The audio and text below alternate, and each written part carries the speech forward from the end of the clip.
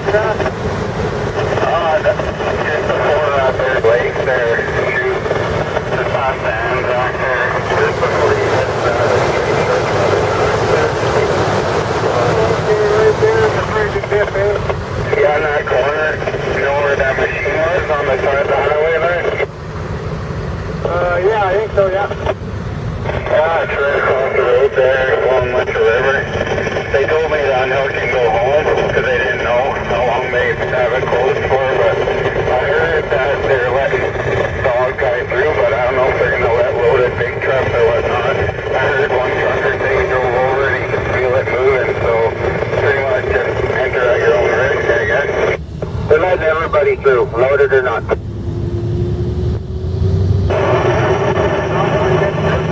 We're all going through. Bring it down. Alright, so I'm back here, wait, yeah, I got a temperature set.